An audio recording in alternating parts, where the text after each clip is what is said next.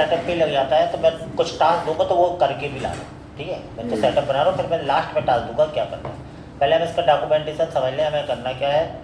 तो हम ये करना चाहते हैं, हम एक प्रोजेक्ट बना रहे हैं ई कॉमर्स का। तो इस ई कॉमर्स के प्रोजेक्ट में हमारा कोई ई कॉमर्स का प्रोजेक्ट है, ऐसे ई कॉमर्स। इस प्रोजेक्ट में तुमसे दुश्मनी है क्या? सबसे पहले तो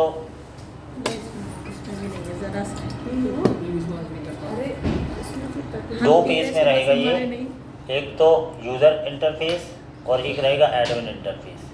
दो फेस में ये काम करेगा, एक तो रहेगा यूज़र मतलब एक पूरा सेटअप बनेगा, एक रहेगा मेरा यूज़र इंटरफेस। यूज़र मतलब विजिटर इंटरफेस, विजिटर इंटरफेस, और एक रहेगा एडमिन इंटरफेस। पहले हम उसका मतलब एनालिसिस कर लें क्या करना है हमें। एक रहेगा एडमिन इंटरफेस, एडमिन इंटरफेस। ठीक है, अब होगा क्या, शुरुआत होगी एडमिन इंटरफेस से। एडमिन एक अकाउंट, अब एडमिन अकाउंट बनाएगा या पहले से बना रहेगा, तो एडमिन का यूज़र नेम पासवर्ड एक ही रहेगा, एक ही एडमिन रहेगा। एडमिन मतलब जो उसका मालिक है, जैसे प्रोडक्ट्स नाम से ही वो रहेगा। उस पर वो क्लिक करेगा, उसके पास एक पूरा फॉर्म आएगा। फॉर्म में क्या आएगा, इंटर प्रोडक्ट का नाम, inter description, inter attribute anything, और ऐसे अपलोड इमेज। और जब वो इमेज अपलोड करेगा तो एक साथ 3 4 5 इमेज सेलेक्ट कर सकता है। बात समझ में आ रही क्या है? अब एक बार में एक इमेज नहीं, 4 5 इमेज भी सिलेक्ट कर लेगा। 4 5 इमेज सेलेक्ट करेगा मतलब इसमें पूरा उसका डिटेल रहेगा। 4 5 इमेज सेलेक्ट करेगा और जैसे सेलेक्ट करके अपलोड कर देगा। अपलोड ऐसे करते करते वो अपलोड करते जा रहा है। जो इमेजेस अपने अपलोड की वो उसको जो तुम्हारी वेबसाइट है उसके फ्रंट एंड पे प्रोडक्ट में पूरी नज़र आएगी, जो भी उसने अपलोड की। यानी अब एडमिन तय करेगा कि वो कौन सी इमेज अपलोड करना चाहता है, उसको वो सारी इमेजेस उसके फ्रंट एंड पे नज़र आएंगी। जैसे मान लो कोई ज्वेलरी की वेबसाइट बना रहे हैं, ज्वेलरी की ई कॉमर्स वेबसाइट, तो यहाँ पर inter jewellery name, inter description, inter attribute या जो भी है ना, इंटर कैटेगरी, हर चीज़ की एक नई कैटेगरी हो सकती है। इंटर प्राइस, फिर अपलोड इमेजेस। तो जब इमेज अपलोड करने में आएगा तो वो 3 4 इमेज एक साथ अपलोड कर दी। उसने अपलोड पे क्लिक किया, अपलोड हो गई इमेजेस। और भी एडमिन के यहाँ रहेंगे, लेकिन तुम्हारी वेबसाइट में क्या दिखेगा, वेबसाइट में यहाँ पे दिखेगा होम पेज में डायरेक्ट प्रोडक्ट, और जो उसने अपलोड किए वो सारे प्रोडक्ट यहाँ दिखे। बात समझ में आ रही क्या बोल रहे हैं? तो यहाँ पर देखेंगे। अब यहाँ देखने के बाद वो सब काम तो करेगा ही क्या, ऐड टू कार्ड, ये वो सर्चिंग वर्चिंग फिल्टरिंग सब रहेगी, यहाँ सब यहाँ चलेगी। तो यहाँ एडमिन पार्ट में क्या है, एक अपलोड प्रोडक्ट हो गया, फिर मैनेज प्रोडक्ट एक आएगा। मैनेज प्रोडक्ट, मान लो उसे कोई प्रोडक्ट नहीं चाहिए, मैनेज प्रोडक्ट में आएगा, उसके प्रोडक्ट का पूरी लिस्ट छोटी छोटी दिखती रहेगी। एडिट डिलीट यहाँ रहेगा, उसको कोई प्रोडक्ट नहीं चाहिए, क्लिक किया, उसकी वेबसाइट से गायब। सर एडिट करने पर इमेज नहीं चेंज हो रही है? होती है, तुमसे बन नहीं रही, सब होती है। इमेज चेंज क्या करना है, इमेज चेंज नहीं होती, इमेज तो रहती है। क्या होता है, नए से इमेज अपलोड हो जाती है और उसका पाथ अपडेट हो जाता है मोंगोडीबी में, इतना होता है। इमेज चेंज थोड़ी होगी भाई। होगा क्या, जैसे तुमने एडिट किया इमेज तो एक नई इमेज गई फोल्डर में और उसका पाथ जाके अपडेट हो गया मोंगोडीबी में, कहीं ना कहीं तो डली होगी ना वो। सर बनाया था सर, उसमें अपडेट में वही पुरानी इमेज ही आ रही है, बस उसका रेट वेट चेंज हो रहा है। हाँ, तो पुरानी इमेज आ रही, मतलब जहाँ इमेज का पाथ डला है वो चेंज नहीं हुआ है ना, वो चेंज नहीं हुआ ना, तभी तो तुम सोचो ना, इमेज में थोड़ी कुछ करना। जैसे यहाँ दिख रहा है एडिट इमेज, तो इमेज तुम क्या करोगे, इमेज अपलोड होकर वही फोल्डर पे चली जाए, इमेज का नाम जो तुम मोंगोडीबी में डाले हो वो उसकी जगह अपडेट चल जाए। तो ऐसी फंक्शनलिटी अपनी, तो ऐसे 2 इंटरफेस से बनेगा। तो यानी एडमिन पूरा चेंज कर ले, हमें क्या क्या क्या क्या क्या करना है पूरा एडमिन। और उसके बाद जो है विजिटर जो है, अब यहाँ पूरी वेबसाइट जो तुम अभी रिएक्ट में कर रहे थे, ये पूरी वेबसाइट बनेगी इसमें। अब टूल किट का काम रहेगा, ये ऐड टू कार्ड, ये फंक्शनलिटी, तो यार फंक्शनलिटी। इसमें एक एक्स्ट्रा चीज़ क्या रहेगी कि सर्चिंग का रहेगा पूरा पैटर्न, प्राइस बाई सर्चिंग करना, ये करना, फिल्टरिंग करना, जैसे फेसबुक में होता है वो चीज़ रहेगा। तो वो काम अब इसमें आसानी से हो जाएगी, क्योंकि सारा काम बैकएंड से होगा। रिएक्ट बस में तुम लॉजिक कहाँ तक लगाओगे। तो यहाँ जो भी बैकएंड से होगा तो वो काम यहाँ आसान हो जाता है। तो मतलब एक पेज अलग से रहेगा सर्च का, और ऐसे करते करते फिर जब पेमेंट करने जाओगे तो पेमेंट गेटवे का यूज़ होकर पेमेंट होगा, रियल पेमेंट होगा। ऐसा ही अपना पूरा प्रोजेक्ट है। तो प्रोजेक्ट में टेक्नोलॉजी सबकी सेम रहेगी, लेकिन सबके सब्जेक्ट अलग अलग रहेंगे। सब्जेक्ट मतलब ये तुम्हें आज तक का टाइम है, आज अपने अपने सब्जेक्ट चूज़ कर लोगे कि किसी को ज्वेलरी पे बनाना है, किसी को मान लो फ्रूट्स पे जब बनाना है। लेकिन अब इस प्रोजेक्ट में हर चीज़ मल्टी रहेंगी, तो एक फोटो अपलोड नहीं करोगे, कई करोगे, कोई एक एक चीज़ नहीं रहेगी, समझ रहे हो। और एडमिन डैशबोर्ड एकदम अच्छा। और फिर जब ये पूरा बन जाएगा तो लाइव करना तुम लोग सीख ही गए हो, तो फिर तुम इसको लाइव करोगे। तो अब लाइव करने के लिए जो रिकमेंडेशन वाली चीज़ें हैं, जैसे रिएक्ट में पाथ एक ही जगह लेके चलोगे, रिएक्ट में db.conf की अलग से फाइल बना के चलोगे, उसमें बेस यूआरएल दे दोगे तुम उसका बैकएंड का, उसको यूज़ करोगे हर जगह। अब चूँकि तुमने RTK पढ़ा नहीं है, अगर RTK पढ़ते अपन तो उसमें फिर तुम्हें एक्सयूज की भी ज़रूरत नहीं पड़ती, टूल किट में ही पूरा RTK लगा के सारा काम होता है। लेकिन वो नहीं करेगा, कंपनी में भी वो यूज़ नहीं होता था, इसलिए उसमें बहुत ज़्यादा यूज़ नहीं हो रहा है। नई चीज़ आई है एकदम, तो यूज़ नहीं करें, यूज़ तो यूज़ इफेक्ट ही ये सब होता है ना। तो अब टेक्नोलॉजी में यही तो दिक्कत है, अपन ने यूज़ इफेक्ट एक्सेस में इतनी मेहनत की, अब नई चीज़ आ गई, वो गया पूरा। ऐसे ही होता है टेक्नोलॉजी में, कोई नई चीज़ आई तो पुरानी एकदम गायब, फिर कोई इसको पूछता नहीं है। तो उससे भी दिक्कत नहीं है, लेकिन तुम कहो फिर घाटा नहीं फ़ायदा है, क्योंकि तुम वो सीख चुके, अब नई चीज़ तुमसे अपने आप बन जाएगी, ये फ़ायदा रहता है। अपने आप समझ में जाता है ना क्यों है क्या है, क्योंकि कोई नई चीज़ आती तब है, जब पुराने में लेंथी सा मतलब बॉयल प्लेट हो जाता है ना कोड का, तो नई चीज़ आ जाती है ना। तो सूरज तुम्हारा प्रोजेक्ट तो अच्छा लगा मुझे, 2-3 लोग का और भी अच्छा है सबका। लेकिन सूरज का प्रोजेक्ट में खासियत ये थी, वो पूरा वो जो मोबाइल में भी वैसे ही दिख रहा है, मतलब मोबाइल में ज़्यादा अच्छा दिख रहा है, और नॉर्मल देखने में अच्छा नहीं लग रहा है, लेकिन मोबाइल में ज़्यादा अच्छा लग रहा है ऐप की तरह। तो ठीक है, लेकिन उसमें 2-3 पॉइंट हैं जो मिस हो गए, तो वो तुम कर लेना, है ना। तो हम ये स्टार्ट कर रहे हैं ई-कॉमर्स के नाम से, हम ज्वेलरी की वेबसाइट बनाएंगे। तुम लोग को अपना अपना कल तक हमें वो दे देना कि तुम लोग के टाइटल क्या है, ठीक है। तो सेटअप कैसे जमाना है ये देख लो, और कुछ चीज़ों का तुम ध्यान रखते हुए काम करोगे। तो हम सीधा जा रहे हैं यहाँ पे अपने साइबरॉम क्लासेस में, नए प्रोजेक्ट को नए साथ से सेटअप कर रहे हैं। अब हम कुछ काम लेंगे, वो तुम्हें कल करके लाना पड़ेगा, इसलिए आज हम काम ज़्यादा नहीं करेंगे, तो हम बताएंगे। तो ये कितने बजे चालू होती क्लास? ई-कॉम 6 PM ना, बराबर क्लास हो जाएगा। अब यहाँ ये खुल गया है, सबसे पहले तो तुम्हें क्या करना है, यहाँ वही बैकएंड बना लो। यहाँ बैकएंड बनाना है, BACKEND बैकएंड। अब थोड़ा काम तुम्हें सिस्टमेटिक करना पड़ेगा, है ना। तो यहाँ पर हमको LPM क्रिएट नया सेटअप से लास्ट प्रोजेक्ट है, तो ऐसे ये सिस्टमेटिक बनेगा क्लाइंट, ठीक है। White latest white NPM create white @latest net आपका होगा, प्रॉपर चलना चाहिए। ऐसा आ गया, रिएक्ट ऐसा ले लिया, जावास्क्रिप्ट ऐसा ले लिया, CDCLIENT क्लाइंट, और NPM इंस्टॉल, ठीक है।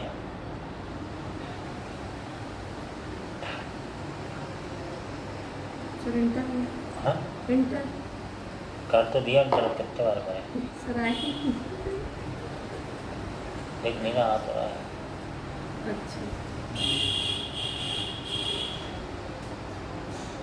इसको लगाया यार, बंद होगा क्या? हाँ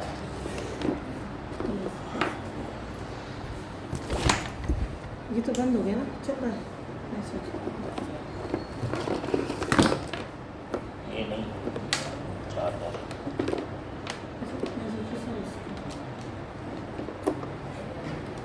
लगा दो।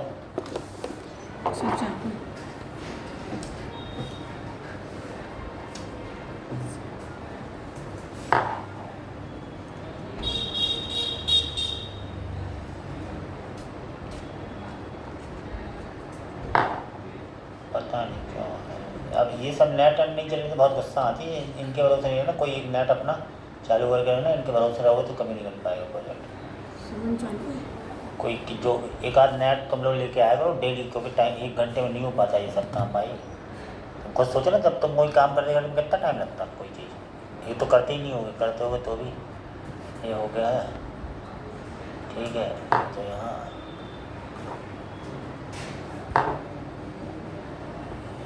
चालू करो ना यार, सर चालू दूसरे में लगा वो नहीं चल रहा। क्या लगा रहे हो? सर लैपटॉप से कर दिया ऑन।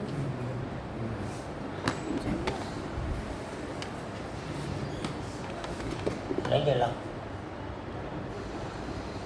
सर मेरा भी नहीं चल रहा, बंद हो गया। बंद हो जाएगा ना, वहाँ लगाओ। अब इसको अपन ने क्या किया, कुछ नहीं किया। सबसे पहले तो देखो सेटअप जमाना पड़ता है, तो मैं इसका नाम सर्वर रख दे रहा हूँ, क्लाइंट सर्वर। ठीक है, अब क्लाइंट में जाके, सोर्स में जाके, है ना, एसेट ये सब हटाओ, ये सारी चीज़ें हटा दो, प्रॉपर काम करने वाले हैं, जावास्क्रिप्ट ये सब हटा दिया। ठीक है, और यहाँ आने के बाद क्लाइंट में गए, सोर्स में गए, app.jsx है और मैंने इसको हटा दिया। ठीक है, पोर्ट क्या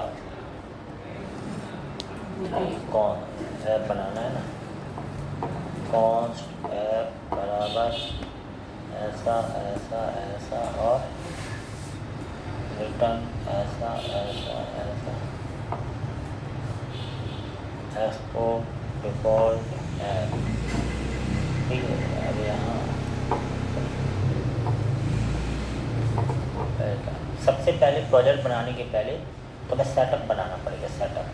सेटअप मतलब कि हाँ, फोल्डर स्ट्रक्चर क्या क्या तुम्हारे उसमें हो सकते हैं, वो सारी चीज़ें लिखोगे, समझ। तो उसका देखो सब, एक तो तुम सबसे, चूँकि तुम प्रोजेक्ट बना रहे हो और पता नहीं कितना बड़ा एक्सटेंड होने वाला है प्रोजेक्ट, है ना, बड़ा प्रोजेक्ट रहेगा तो तुम्हें सबसे पहले एक बना लो कंपोनेंट्स मतलब कॉमन चीज़ें हम इसमें रखेंगे, हेडर फुटर ये वो जो भी कंपोनेंट्स बना लिया, है ना। उसके बाद फिर एक बना लो पेजेस, तुम्हारे प्रोडक्ट के जितने पेजेस हैं यूज़ होने वाले पेजेस तुम इसमें रखना, पेजेस मतलब पूरे, है ना। अब ठीक है, अब चूँकि एडमिन का भी इंटरफेस बनना है, ये भी बनना है, तो पेजेस तो तुमने यहाँ रख लिए, तो यहाँ तुम्हारे ठीक है पेजेस यहाँ रहेंगे और ठीक है एडमिन उसी में डाल देंगे, कोई वो नहीं है। अब बहुत सारे पेजेस हो जाएंगे सर, एडमिन का अलग बताइए, एडमिन का सर अलग कर दीजिए, बहुत सारे पेजेस बने।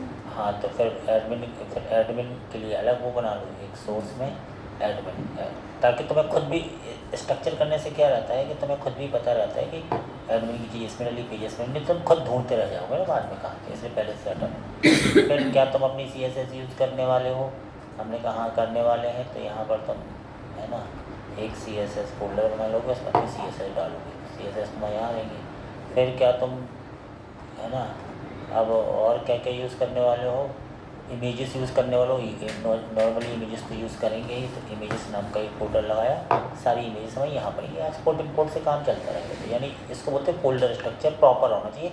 हम ये नहीं कह रहे जैसे हम कर रहे हैं ऐसा ही होना चाहिए, लेकिन प्रॉपर होना चाहिए जो भी तुम नाम दो।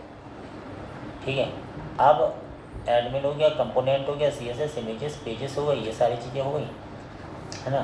अब इसके बाद एक कॉन्फ़िग फाइल भी तुम्हें बनानी पड़ेगी, जिसमें हमारा बेस URL रहेगा, क्या का बैकएंड का, कौन सा HTTP localhost 800 तक का पाथ उसमें रहेगा। क्योंकि अगर हमने हर जगह किया तो आप तो कहाँ चेंज करेंगे, जब तुम लाइव करोगे तो फिर फंस जाओगे। उसमें ये कि तुम उसी बस में चेंज करोगे अपने आप, ठीक है ना। तो वैसा अब वो तरीके नेट पे तुम देख लेना कि मतलब क्या, तो तुम उसके लिए ना अलग से मत बनाओ तुम, तो उसके लिए क्या यहीं एक DB config.jsx फाइल बना लो, API config.jsx या ऐसा कुछ फाइल बना लो, कुछ भी, है ना। तो हमने कहा ठीक है भाई, ये किसी भी नाम से बना सकते हैं। हाँ किसी भी नाम से, तो किसी भी नाम से तो बना सकते हैं, ऐसे नाम से बनाओ ना, देखते ही साथ समझ जाए इसमें क्या पड़ा है। तो जैसे .env बैकएंड में बनाते, फ्रंट एंड में भी बनाते। बनती है, इसमें भी .env बनती है, ऐसा नहीं है, इसमें भी बनती है .env, फ्रंट एंड में भी बनती है, लेकिन लोग कन्फिग नाम से जानते हो, मतलब .env नहीं है, इसमें भी बनती है ना, लेकिन इसमें नहीं, बैकएंड में ज़्यादा बनाते हैं, इन्वायरमेंट वेरिएबल। क्योंकि जब तुम वर्सल भी लाइक करते हो उसमें पूछता तो है वो इन्वायरमेंट वेरिएबल, इसमें ही बन जाती। तो क्या db config in react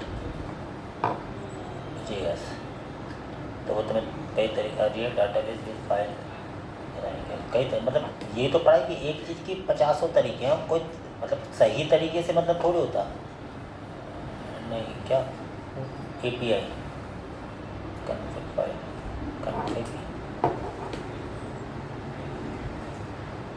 file in react js, how to store, तरीके से बताएगा तुम्हें।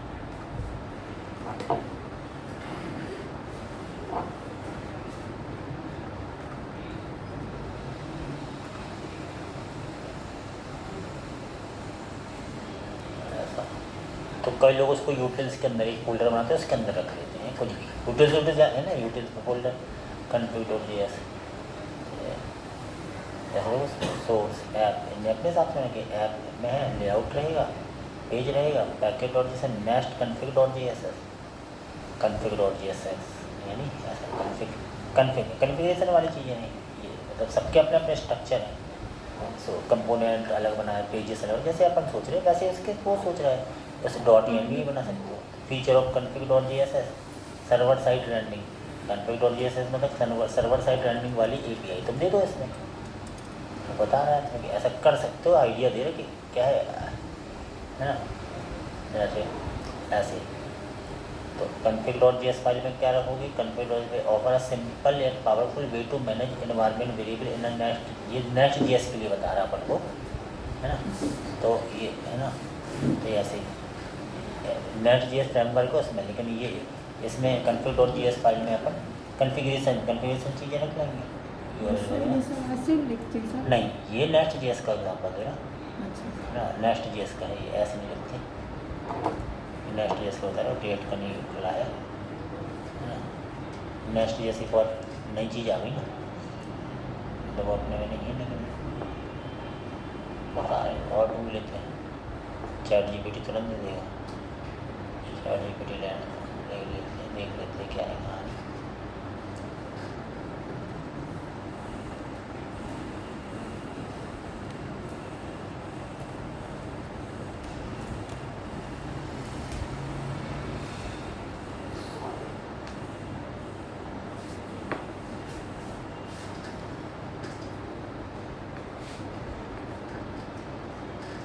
देखो 3 तरीके होते हैं। पहला तरीका नहीं, क्या बोला, .env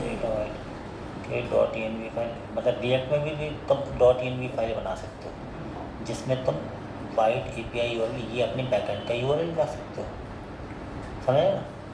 और .env फाइल बना के, लेकिन वाइट में अलग बनता हो, अगर तुम बिना वाइट के रिएक्ट बने तो अलग बनता है ना। और यूज़ कैसे करोगे, यूज़ करने के लिए तुम्हें लिखना पड़ता है import.meta.env. ऐसा लिखना पड़ता है। तो जहाँ जहाँ तुम ये लिखोगे तुम्हें ये लिखना पड़ेगा, जहाँ जहाँ http/local लिखो उसके बाद स्लैश करके तुम्हें वो लिखना पड़ेगा, ऐसी कहानी है ना। और अगर ये एक तरीका हो गया है ना इन्वायरमेंट में, तो ये भी यूज़ कर सकते हो तुम रिएक्ट में, लेकिन उत्तर लिखने से बचना है तो तुम अपना इसको कुछ नाम अपन क्या दें अपना, और तो मैं बता दे रहे हैं क्या, रिएक्ट config फाइल एग्जाम्पल, कुछ भी लिख दो, रिएक्ट में config, हाँ सर्वर और कैसे वो मुझे बता रहा, how to store it config file using react में config। तो ये ज़रूरी इसलिए कि तुम कहाँ हर जगह तुम वो थोड़ी करते रहोगे, तो ये कहाँ तो ऐसे config डॉट, ये तो पता नहीं डाटा नहीं होता है,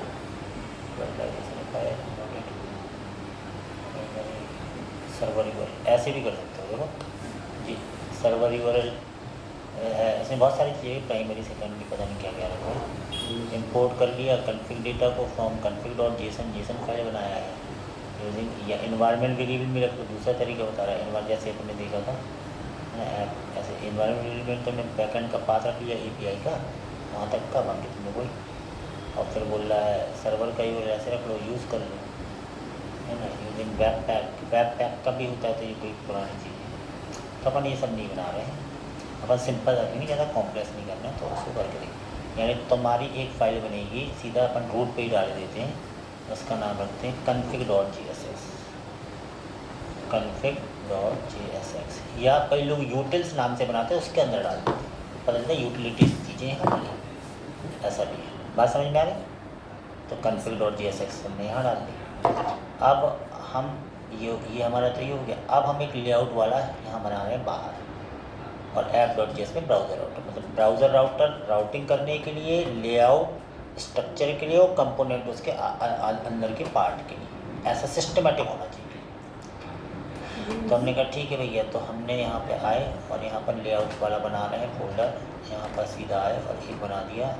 क्योंकि क्या है, एक बार जब प्रोजेक्ट आधे से ज़्यादा बन जाता है, फिर तो कोई कहे सुधार करो तो वो ज़्यादा कठिन काम होता है ना। layout.js ये हमारा बन गया प्रोजेक्ट, ठीक है। CSS बना हुआ है, इसमें तुम अपनी एक CSS की खाली फाइल डाल दो, style.css, और है ना।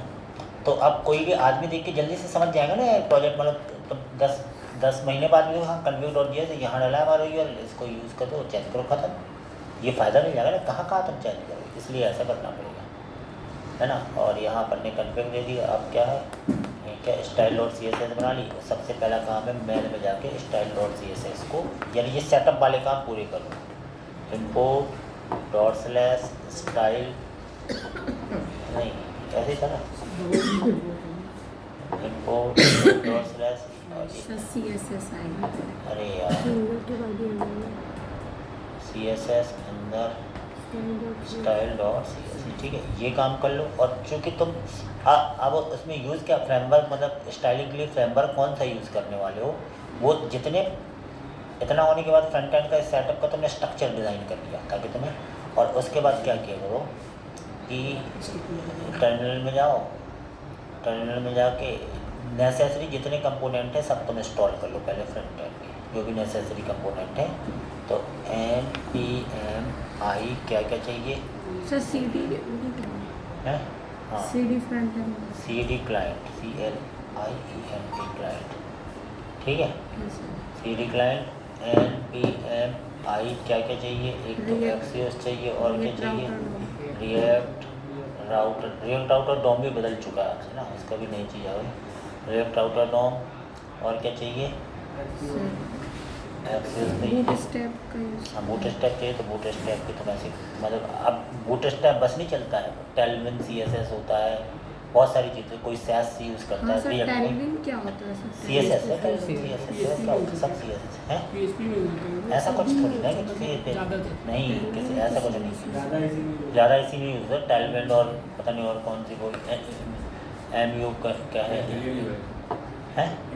मटेरियल UI भी है, वो बहुत सास है, 50 चीज़ें CSS की, समझ रहे। तो वो कोई बड़ी इशू नहीं है, वो मतलब वो कंपनी पर वो सीख जाते हो, जैसे तुम कहीं लगे हो तो अपने आप पता चल जाता क्या है, वो कोई बड़ी, क्योंकि CSS बड़ी इशू नहीं होती, वो तो कर ही लेते हो। अभी इतना करने के बाद तुम काय पे आए कि हैं, हाँ, तो npm i react bootstrap setup, है ना। तो ये npm i लिखा, तो बूटस्ट्रैप में तुम्हें दो चीज़ें लिंक भी रहनी पड़ती है। तो ये सीधा मतलब अब फास्ट काम करने के लिए तुम्हें जल्दी बस कॉपी पेस्ट वाला काम करने जाता है। कॉपी किया, यहाँ पर आए, ऐसा किया, ऐसा किया, ऐसा किया, ठीक है।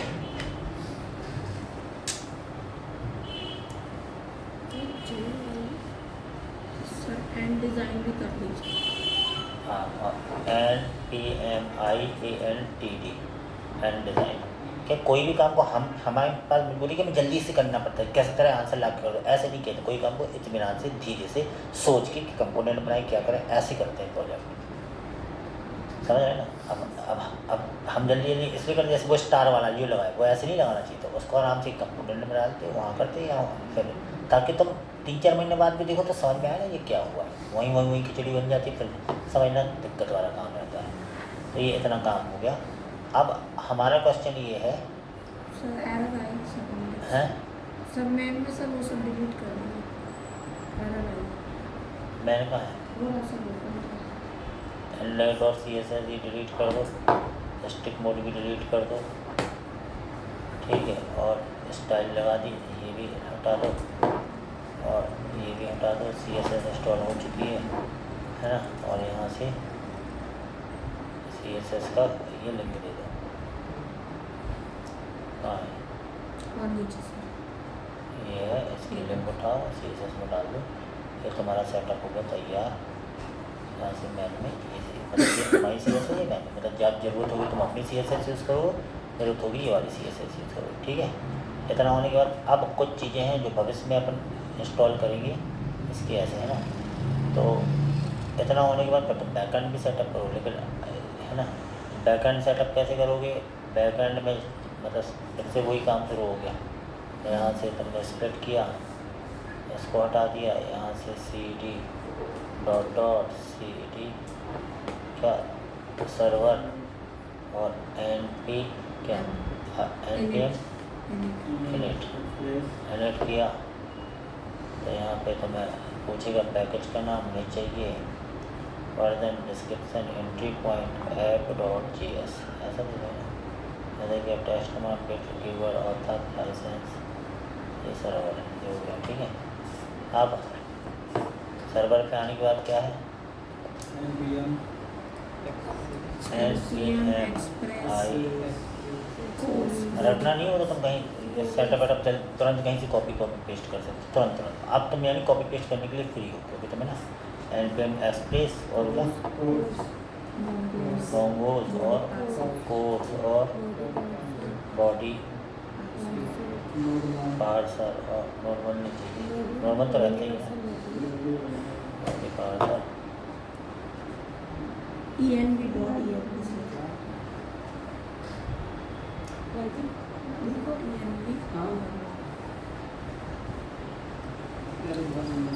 bcrypt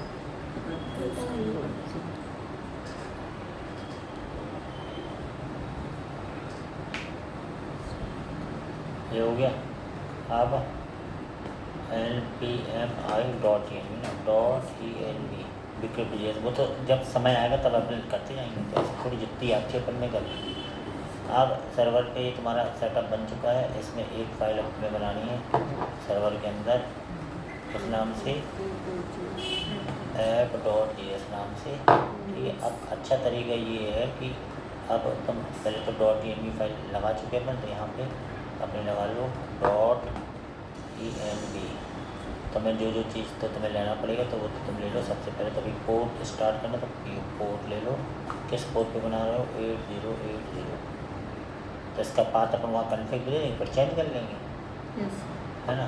ये तुमने दे दिया। और अब यहाँ क्या है ना, अब लिखने की बजाय तुम क्या किया करो, सीधा गूगल पे आओ, गूगल या ChatGPT कहीं पे भी, गूगल पे ऐसे आओ और क्या मान एग्जाम्पल कुछ भी ऐसा होता है। और फिर क्या दे रहा है, हम चाह रहे कि बहुत समय लिखना ना पड़े, तुम कहीं से कॉपी पेस्ट कर लो उसका।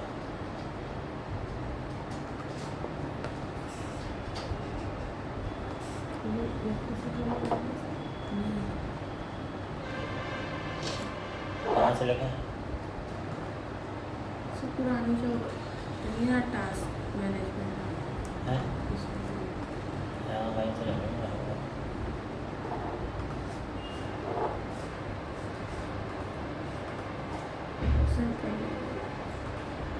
और इस प्रोजेक्ट में वो स्टार सब लगेगा, सब रहेगा। ये मतलब पूरी छोटी छोटी चीज़ रहेगी, हम नहीं करेंगे, तुम लोग को करना है। स्टार कैसे लगाना है ये करना। और इसके पहले वाले में लगाया था ना, मतलब उसमें सब रहेगा। हर इंडिविजुअल प्रोजेक्ट के लिए स्टार बाकायदा, उसमें नाम वाम सब है ना प्रॉपर। और तो इस काम करते लिख ही लेते हैं। तो ये तो हो गया ऐप। अब app.js को मतलब पहले से तुम्हें ये सोच के चलना पड़ेगा इसको लाइव करना, तो हम कैसा करके चलें। यहाँ पहले हम फोल्डर स्ट्रक्चर बना लेते हैं। देखो सर्वर पे जो फोल्डर स्ट्रक्चर बनेगा वो बनेगा सबसे पहले मॉडल्स, फिर एक बनेगा क्या कंट्रोलर्स, फिर एक बनेगा क्या,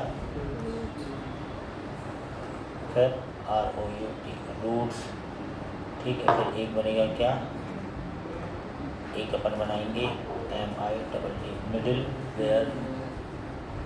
वेयर्स, ठीक है, मिडिल वेयर। और एक बनाएंगे अपन यूटिल्स।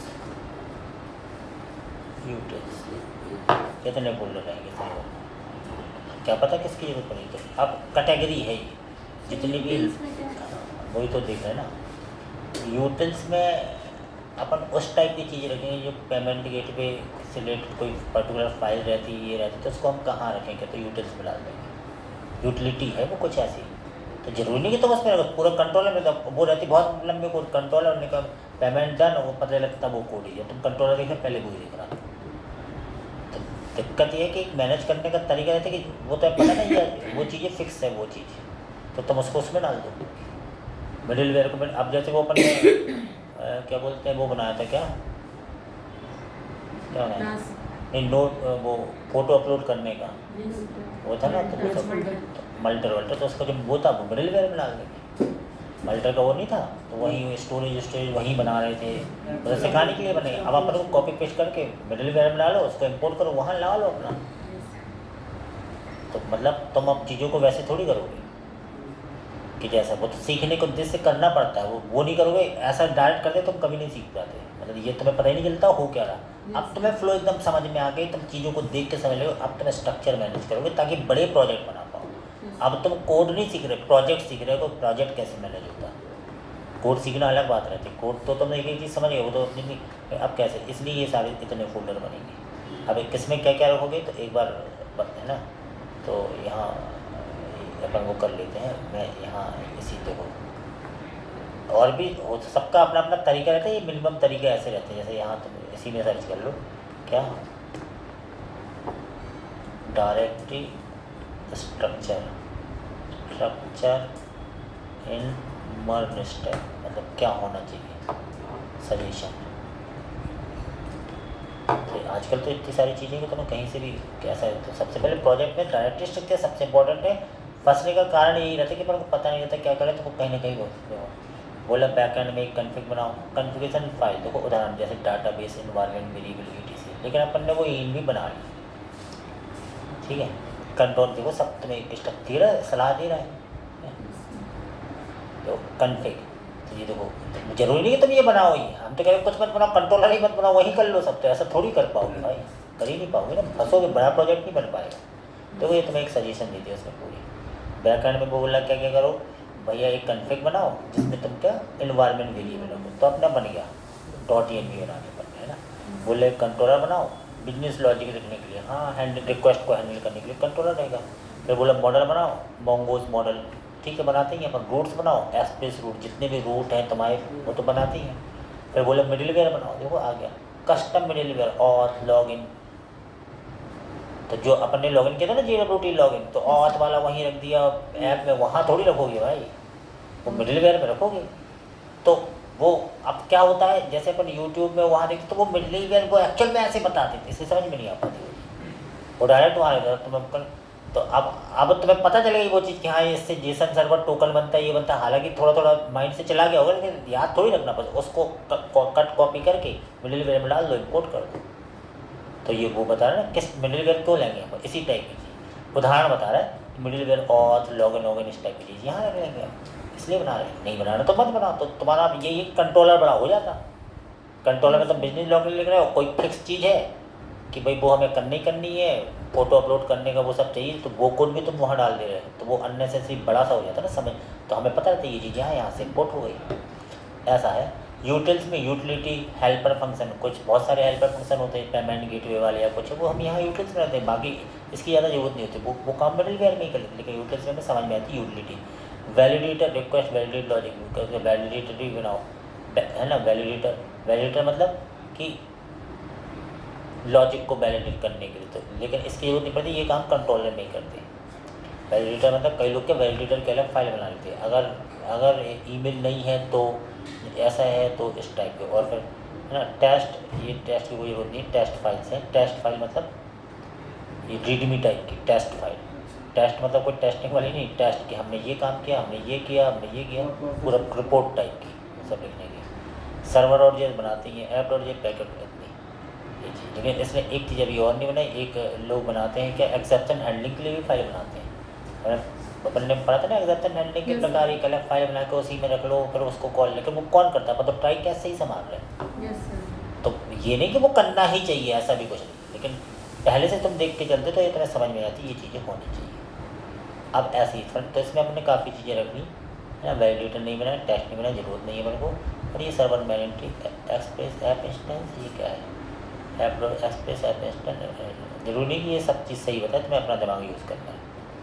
अब बोला फ्रंट एंड में क्या क्या करो, फ्रंट एंड में देखो अपन ने भी, हम ये नहीं करें कैसे, लेकिन अपन ने अपने मन से लॉजिक लगाया है ना। ये कंपोनेंट बनाओ, रीयूजेबल रिएक्ट कंपोनेंट, रीयूजेबल मतलब हेडर हर जगह यूज़ होगा, यस सर। है ना।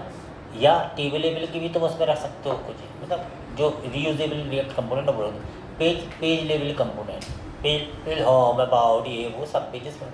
Layout component, header footer etc, ये बोला लेआउट फोल्डर में रखो अलग से, अपन तो लेआउट अपन वो चीज़ कंपोनेंट में रख रहे हैं। तुम लेआउट भी बना सकते हो, लेआउट फोल्डर बनाते हैं।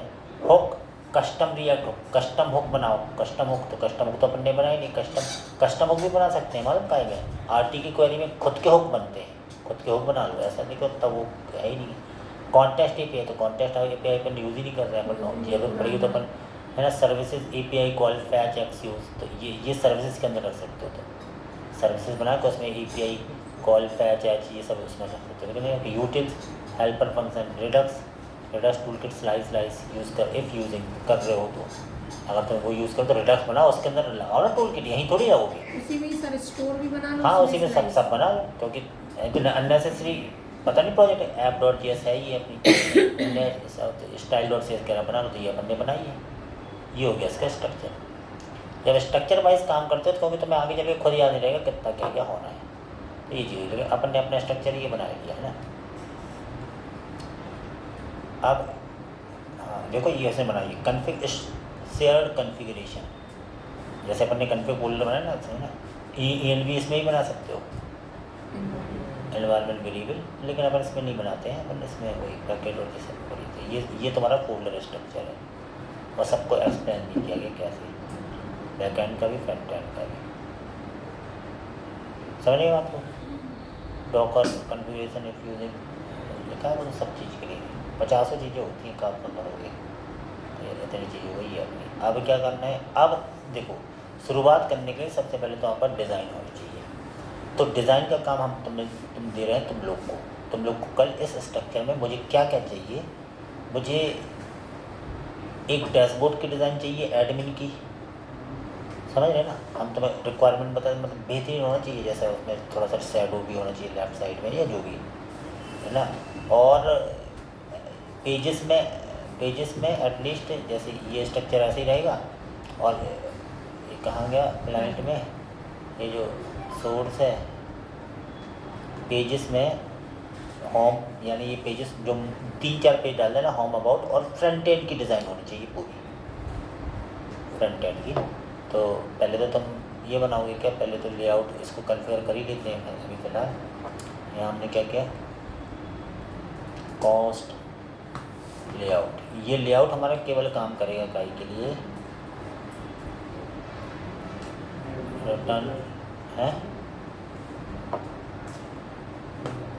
एक्सपोर्ट डिफ़ॉल्ट लेआउट हो गया, ठीक है। अब लेआउट वो ब्राउज़र मतलब वो इंपोर्ट करने के लिए। तो अब इसमें हेडर फुटर क्या है हमें नहीं मालूम, तो किसी डिज़ाइन के अनुसार तुम्हें कंपोनेंट में रखनी है चीज़ें। तो हम बना रहे हैं ज्वेलरी का, और सब अपने अपने टॉपिक्स सजेशन कर लेना। तो अब डिज़ाइन भी प्रोफेशनल होनी चाहिए, मतलब ऐसे थोड़ी बूट स्टेप लाओ यहाँ लगा दिया, ऐसे नहीं, रियल डिज़ाइन मतलब तो मैं है ना कुछ अच्छी सी। तो हम देख रहे हैं क्या, ज्वेलरी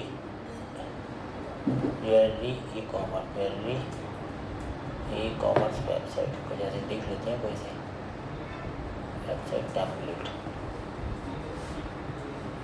मतलब क्योंकि क्लाइंट को तो देखो इससे ही मतलब है, कैसे ज्वेलरी वेबसाइट है ऐसे ज्वेलरी।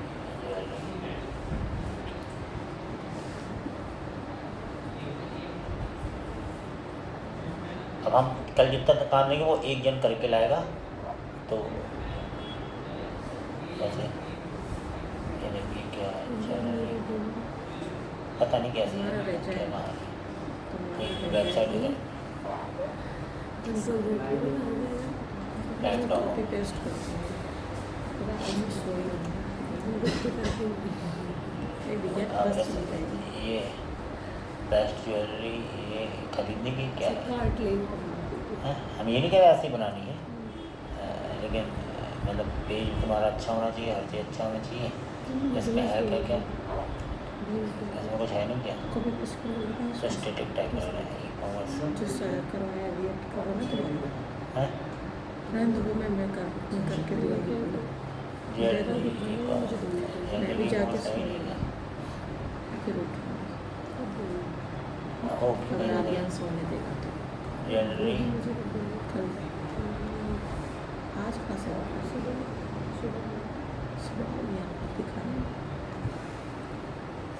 यानी ये देख के अपने मन से ये भी करना है। ये है ना ज्वेलरी, सर कोई सा ले लीजिए ना ज्वेलरी का। तो कोई सही तो दिख रहा है। सर नहीं मतलब सर ऐसे ही नाम देखो ना, से, ऐसे तनिष्क किसी या का फिर नहीं। ये कार्ट लेन और कौन सा था, इसका बना लेते हैं। तो ये तो है, तो वही तो है। सर टेम्पलेट देखेंगे तो वो रियल वाला तो क्या रियल वाला? रियल वाला नहीं लगता ना सर टेम्पलेट। नहीं रियल वाला यही है ना। हाँ ये ऐसी चीज़ है क्या? शॉप कैटेगरी यानी फ्रंट है, ये भी तो ये पहली साइड तो है और क्या home shop blog pages about contact jewellery, ठीक है। और ये भी है मालूम, यहाँ शॉप बाय कैटेगरी इसने होम ही में दिया है। और यहाँ पे तो अब अगर तुम इसको देख के बनाओगे तो तुम्हें हेडर में ये टॉप हेडर ये अलग कंपोनेंट लेना पड़ेगा, ये अलग कंपोनेंट लेना पड़ेगा, ये अलग कंपोनेंट, 3 कंपोनेंट ऑर्डर को तो इनके नाम रखने पड़ेंगे अपने हिसाब से जो है। फिर ये तुम्हारा पूरा होम में जाएगा। और ये भी अगर जैसे तुम्हें सब में चाहिए तो ये भी तुम्हें ये भी कंपोनेंट में आएगा। मतलब तुम्हें पहले तो अपना वही तो पहले एनालिसिस होगा कि तुम फ्रंट एंड में चाहते क्या क्या हो। हम ये नहीं कहते तो यही चाहते हो, लेकिन जो जो चाहते हो उसमें से कॉमन कौन कौन सी चीज़ें वो सब तुम्हें कंपोनेंट में डालनी है। हो सकता तो तुम ये भी कॉमन रखना चाहते हो, नहीं समझे? जैसे डैशबोर्ड जैसा क्या जैसे सर डैशबोर्ड में ये कॉमन है? तेज बोलो। सर डैशबोर्ड में जैसे कॉमन रहता है। हाँ डैशबोर्ड में अब किसी में भी यस फिर ये होम पेज की जो डाटा अलग अलग दी ही है ऐसे। तो ऐसा एक यानी अब ये एक काम है असाइन कर रहे हैं हम कि आपको किसी भी वेबसाइट पर देख के ज्वेलरी का ये फर्स्ट पेज बना के लाना है। उनमें से जो कॉमन चीज़ें रहेंगी विथ इमेज में सब होनी चाहिए पूरी, जो मैप से आनी है वो भी होनी चाहिए, क्योंकि जब तुम पूरी बना लोगे तब तो डिसाइड करेंगे वो कैसे आनी है। मतलब कैसा चाहिए मुझे, बढ़िया एक हेडर चाहिए ऐसा कहीं से भी कोई भी, ये तो असाइनमेंट है। एक दूसरा ये भी चाहिए, फिर ये ऐसा भी चाहिए उसमें होम ब्लॉग जो भी अबाउट कॉन्टैक्ट शॉप ऑफ सब पेजेस रहे पूरा, ठीक है। और ऐसा ऐड टू कार्ड वाला भी जरूरी नहीं कि ये नहीं कहीं पे भी रहे, ऐड टू कार्ड भी रहे, ये दिल का साइन भी रहे। ये क्यों रहता है? सर लाइक हाँ ये विश लिस्ट अलग चीज़ होती है, ऐड टू कार्ड अलग रहता है। यस सर लाइक भी करते हैं ना, ये मुझे पसंद दिखता है प्रोडक्ट पसंद होता है कितने पसंद है वो इसमें आ जाए, जो ऐड टू कार्ट हो जाए। पसंद करने वाली चीज़ों में डायरेक्ट तुम खरीद नहीं सकते हो, लेकिन इससे खरीद इसमें पाओ option नहीं आता। ऐसा जो भी। तो दोनों चीज़ें फंक्शनैलिटी एक ही रहती है, बट ये ना कि बस इसमें तो option आता है अब हमें मतलब हमें क्या चाहिए, हमें ऊपर भी बढ़िया चाहिए नीचे भी ऐसा चाहिए। यहाँ एडमिन का एक आइकन चाहिए जिस पे क्लिक करें वो एडमिन पेज खुल जाए डायरेक्ट, समझ रहे हैं ना वैसा चाहिए। और सर यहाँ वही लिखा तो है माय अकाउंट, वही तो एडमिन बना हाँ मतलब ऐसा कहीं हो कि यहाँ क्लिक करें एडमिन, मतलब जो भी अपने हिसाब से बना के। और ये पूरी रिस्पॉन्सिव होनी चाहिए, रिस्पॉन्सिव होनी चाहिए, इसलिए ये पेज हमें बना के चाहिए सबका। और जिसका सबसे अच्छा होगा उसको हम यूज़ कर लेंगे हम अपने प्रोजेक्ट में, उसी का प्रोजेक्ट में बनता रहेगा। सबको भी कॉमन बना के लाना है, ठीक है। या किसी का भी, जैसे ज्वेलरी हमने बोल दिया तुम लोग अपने अपने हिसाब से बना कर देखो। पेज में थोड़ा स्टाइलिश होना चाहिए, स्टाइलिश बढ़िया है ना। और जिसमें तुम्हारा ऐसा हेडर जरूरी नहीं है वो कोई इससे अच्छा मिल जाए, पेजेस भी होने चाहिए। तो जब पेजेस पे क्लिक करें तो खाली खाली पेज देखें वो सब वो तो बना ही लोगे, लेकिन फ्रंट पेज हमें पूरा चाहिए। और फ्रंट पेज में जो कॉमन चीज़ें होंगी वो सब कंपोनेंट में होने चाहिए। और सब में इमेज ऐसे दिखा देना लगा लगा के, बाकी को मिटा के हम उसको सिलाएंगे, लेकिन पहले तो दिखे तो, क्योंकि तुम सोचो उससे ला के ही दिखाएंगे तो तुम नहीं बना पाओगे डिज़ाइन। डिज़ाइन पहले बनी हुई होनी चाहिए, तब तुम उसकी जगह हटा के फिर वो मैप करते हो। समझ रहे हो बात को? तो इसलिए पूरी डिज़ाइन पहले फुल फाइनल चाहिए। तो जैसे ये भी अच्छी लग रही डिज़ाइन, इसको देख के तुम बना सकते हो, है ना। तो सबसे पहले तो हमें डिज़ाइन ही देखनी और कुछ नहीं। और देख लेते हैं अपन, और कहाँ गई? तो ऐसे डिज़ाइन मतलब, और ज़रूरी नहीं कि जैसे हम ये अभी भी हमने डिसाइड नहीं किया कि हमने बोला कि हमें ज्वेलरी एडमिन का शुरू कर देंगे, एडमिन से